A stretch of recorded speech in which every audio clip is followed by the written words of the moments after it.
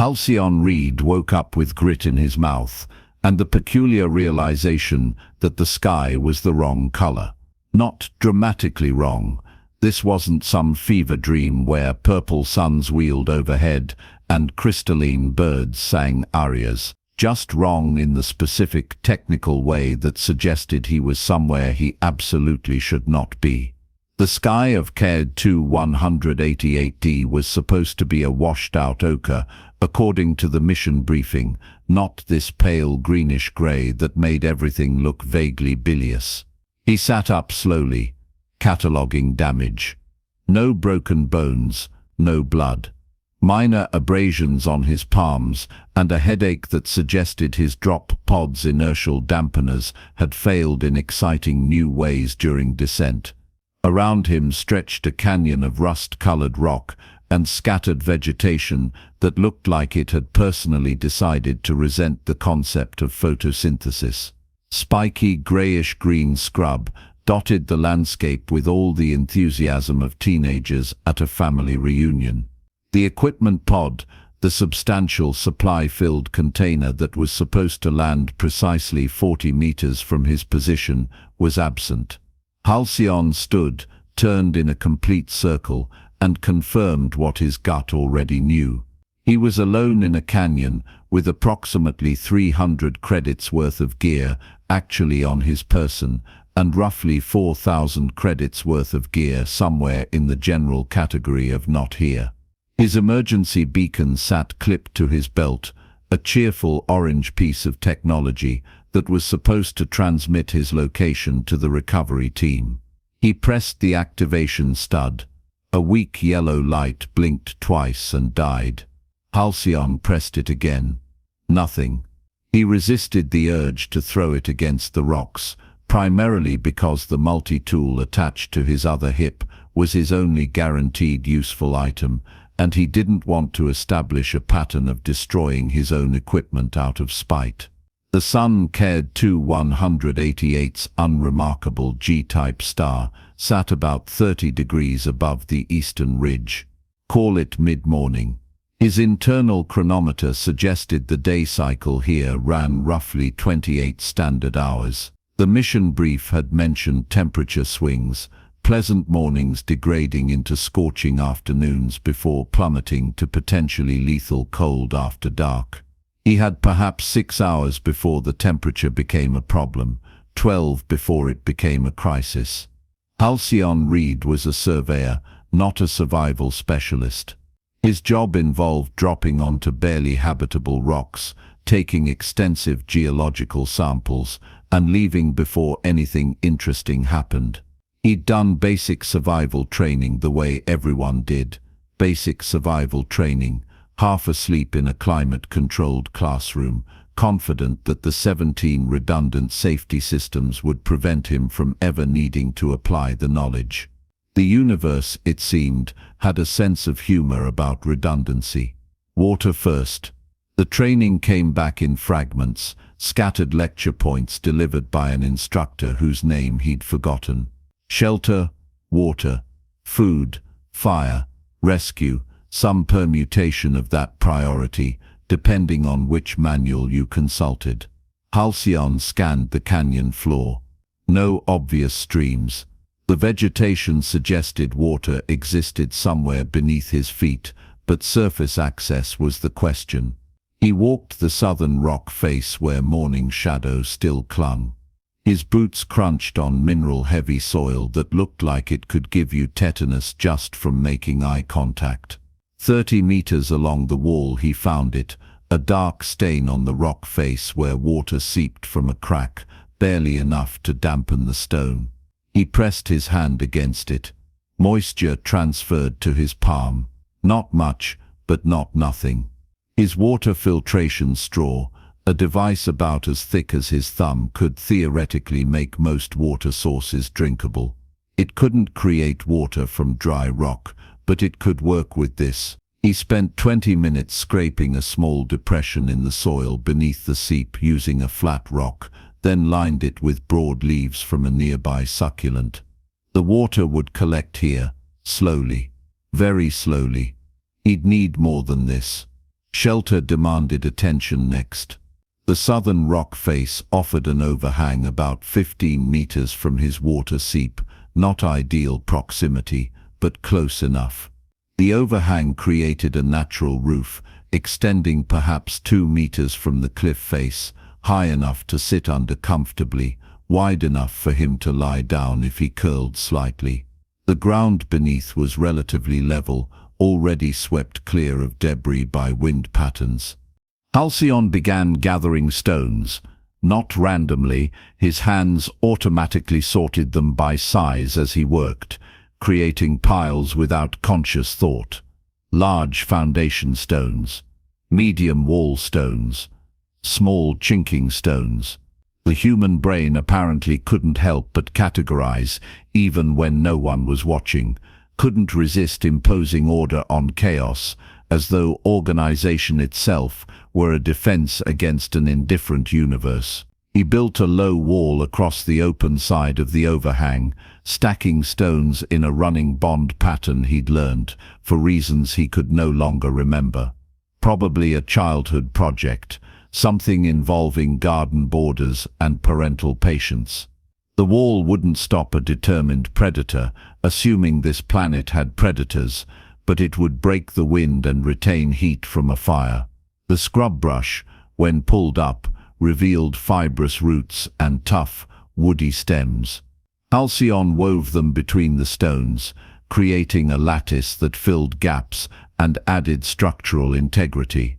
His hands worked while his mind wandered through increasingly unhelpful calculations about orbital mechanics and recovery windows, and the probability that his absence had even been noticed yet.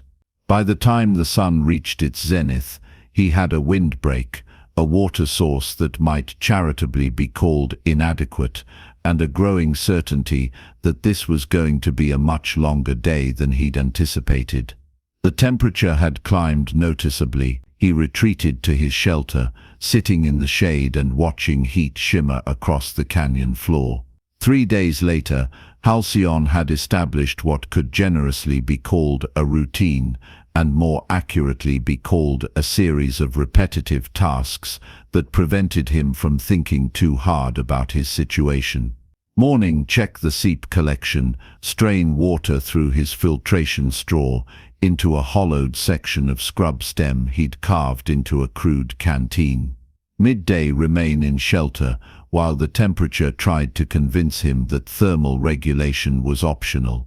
Evening, gather fuel, tend his small fire, test new plant specimens for edibility. The water remained a problem.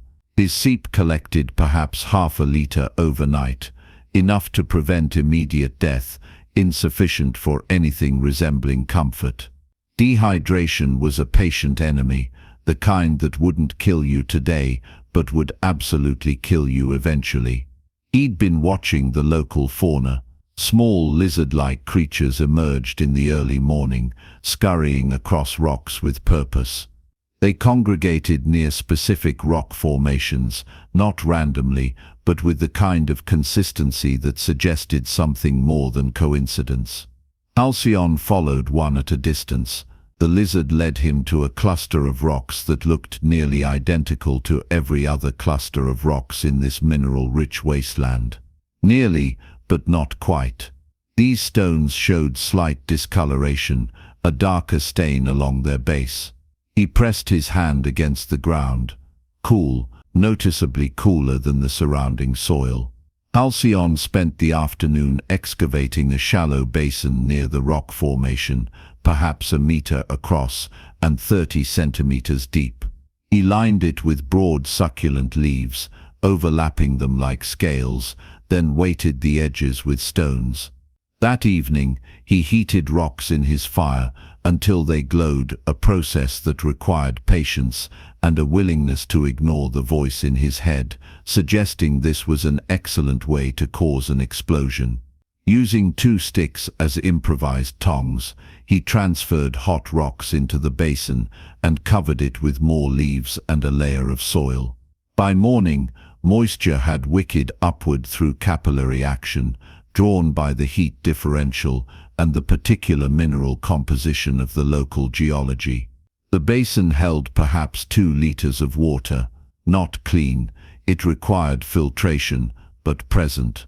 Halcyon sat back on his heels and experienced the particular satisfaction that comes from solving problems through observation rather than brute force. The universe didn't care about his comfort, but it operated according to rules.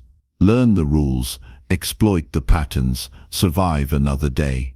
He began mapping his territory, using a system that made sense only to him. Specific rock formations marked with scratches, piles of colored stones, indicating water sources, cleared paths between key locations.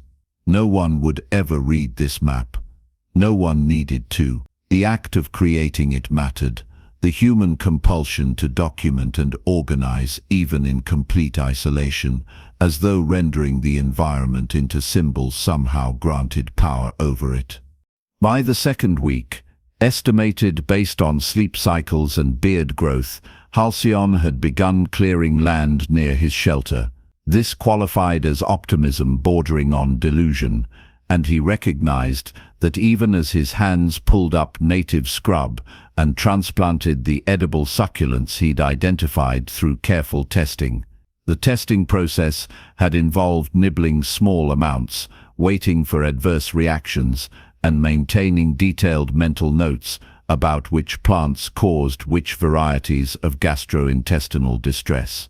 The succulents with thick paddle-shaped leaves proved edible, bland, slightly bitter, but nutritionally present. He'd found them growing in scattered clusters, always near underground water. Transplanting them closer to his shelter made logistical sense. That he was creating neat rows, spacing them with geometric precision, suggested something beyond mere logistics.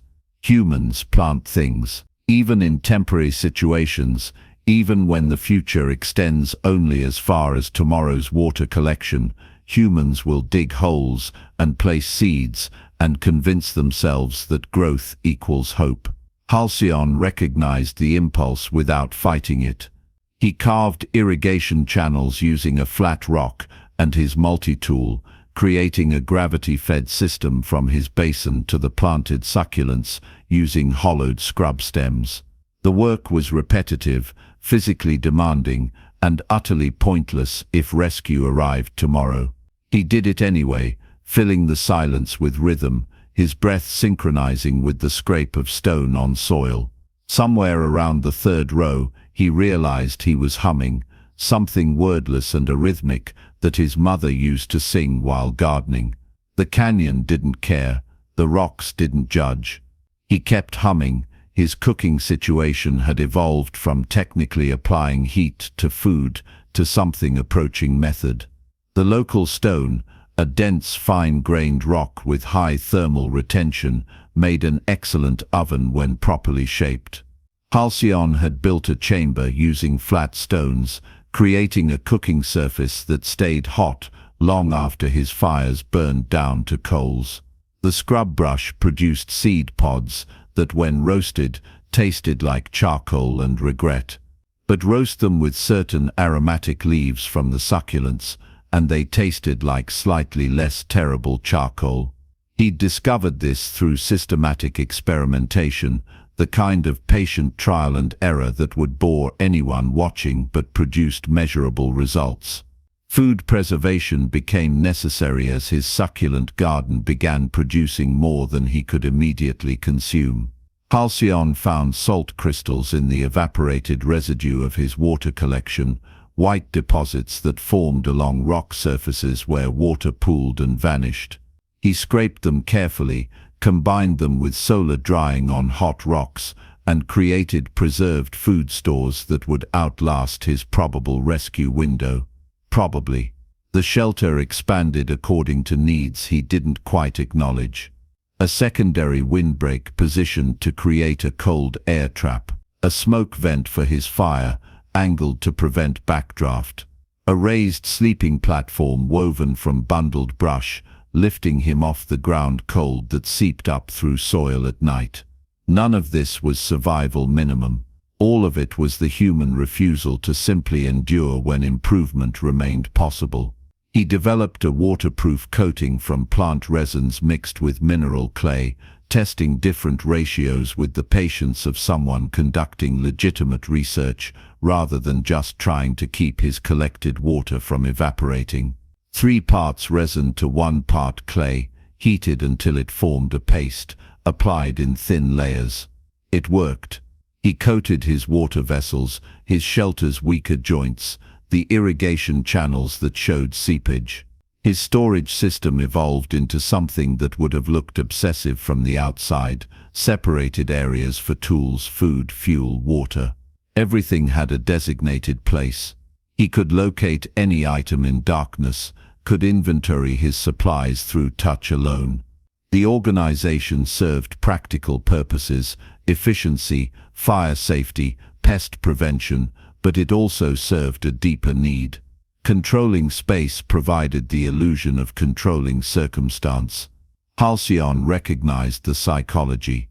He arranged his stored items anyway, finding comfort in the grid of it, the known quantities in a landscape of variables.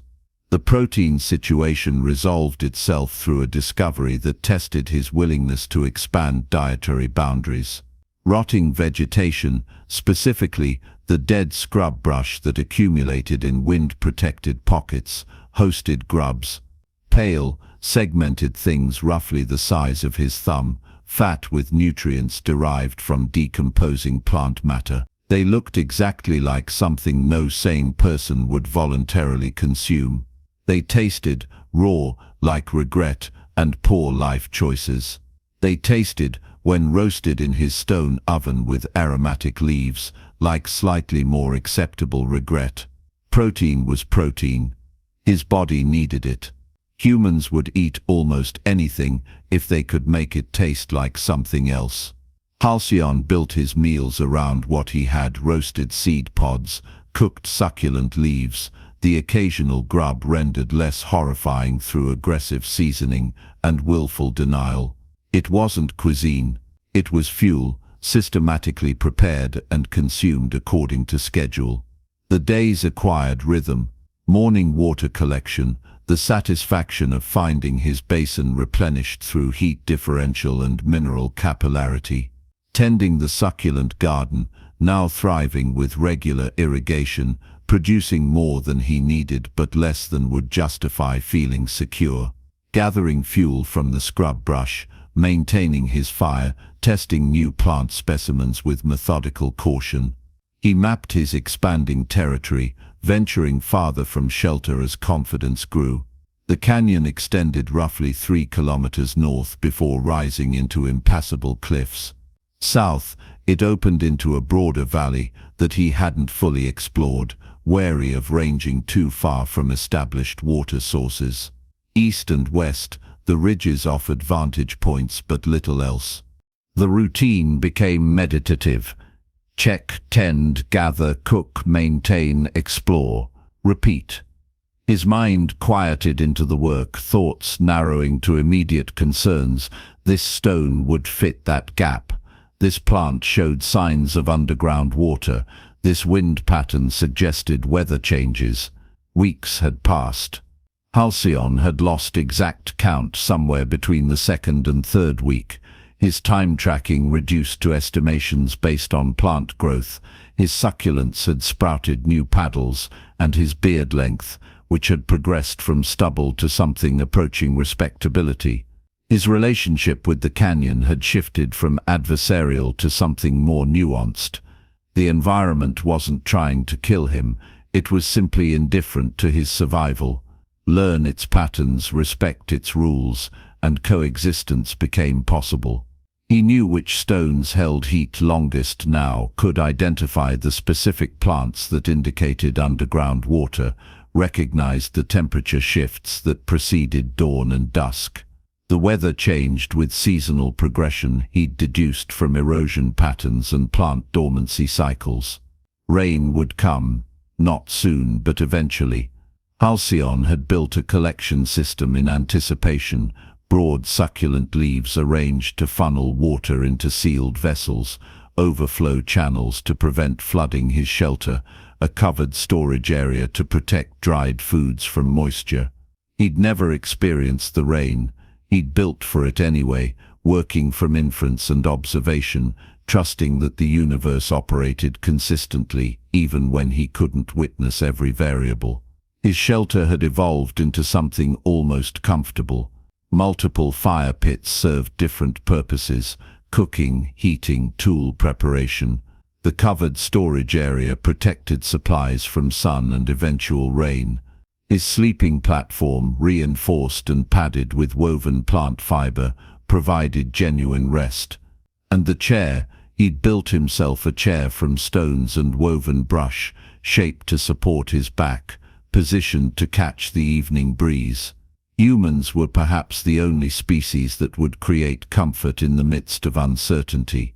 Halcyon had also arranged colored stones in a pattern near his shelter, a spiral design that served no functional purpose except that it pleased him to look at. Art for an audience of one, beauty imposed on indifferent geology, because the alternative was accepting that everything had to be purely utilitarian.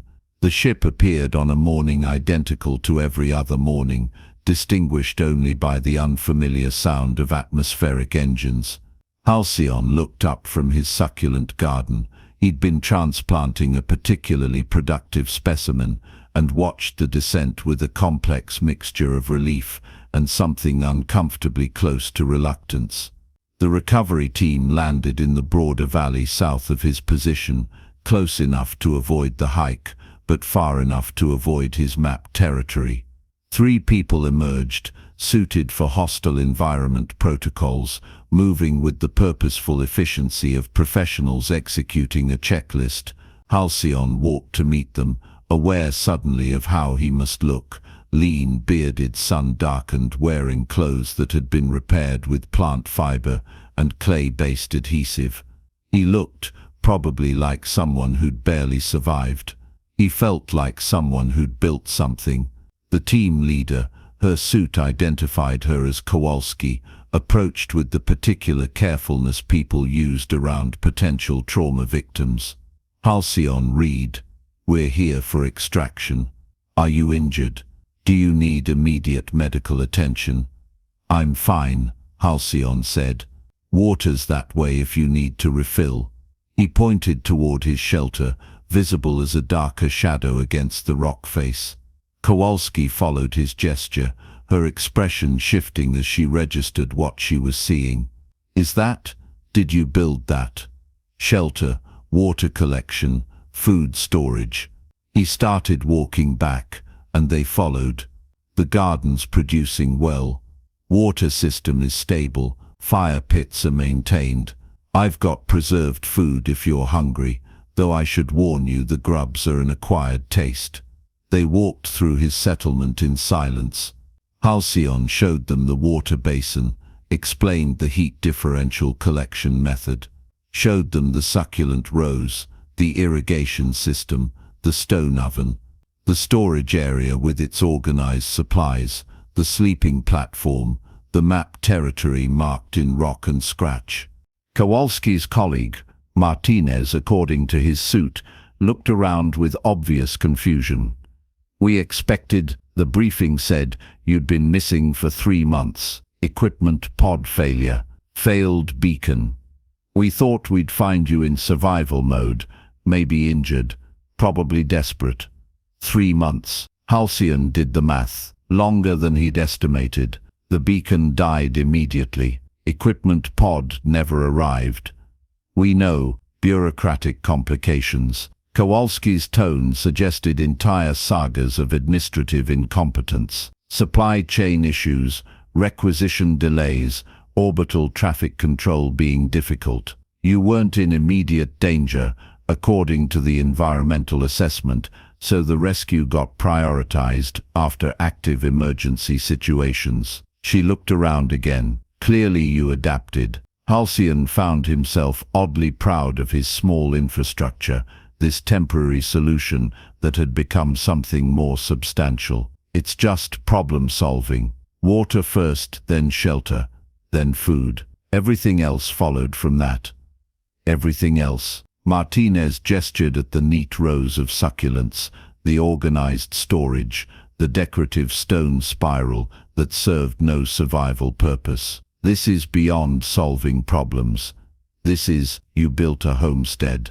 Had he? Halcyon looked at his canyon through their eyes, seeing it fresh. The systematic improvements, the optimization beyond mere survival, the comfort additions that served psychological rather than physical needs. Somewhere between preventing death and waiting for rescue, he'd stopped simply enduring and started building. Humans did that. When left alone with problems, they didn't just solve them, they oversolved them, building systems beyond immediate need, because the act of building was itself reassuring. Because an organized space suggested control in an uncontrollable situation. Because doing nothing while waiting for rescue felt like surrender, and humans were fundamentally terrible at accepting circumstances they could potentially improve. "Can I take some seeds?" Halcyon asked. "From the succulents. They're technically native to K2-188D, but I've cultivated a particularly productive variant." Kowalski and Martinez exchanged glances, the kind of wordless communication that suggested they were having an entire conversation about his mental state. "Sure," Kowalski said carefully. "Take whatever you want. We should probably get you to medical, run some checks." "I'm fine," Halcyon repeated, "but I need about 20 minutes to harvest seeds and pack some tools I made. They won't fit standard requisition categories, but they work." He spent those 20 minutes carefully collecting seeds from his best-producing succulents, wrapping them in preserved leaves. He dismantled his favorite digging tool, a shaped stone hafted to a scrubwood handle with resin adhesive. It had taken him a week to get the balance right. He packed preserved food that would survive transport, samples of the waterproof coating he'd developed, a small collection of the colored stones from his spiral. The team waited patiently, professional enough not to rush him, but clearly puzzled by his attachment to what, from their perspective, was just survival debris. Halcyon took one last look at his shelter before boarding their ship. The stone walls would weather naturally, erosion eventually reclaiming the organized space. The succulent garden might survive if the rain patterns he'd predicted proved accurate, or it might not. The water basin would collect and evaporate in cycles, serving whatever creatures found it. His fire pits would go cold, his sleeping platform would decompose, his careful maps would fade under sun and wind. It had been temporary from the start. He'd known that even while building it, even while expanding beyond necessity, even while arranging colored stones for purely aesthetic reasons. But temporary didn't mean meaningless. The ship lifted smoothly, and Halcyon watched through the viewport as his canyon shrank to a rust-colored scar in the landscape. 3 months of problem-solving, of patient observation, of imposing human order on indifferent geology. 3 months of clearing land, building shelter, storing water, cooking food. 3 months of doing exactly what humans had always done when left alone in harsh terrain, not conquering it, not dominating it, just refusing to leave it unimproved, one methodical stone at a time.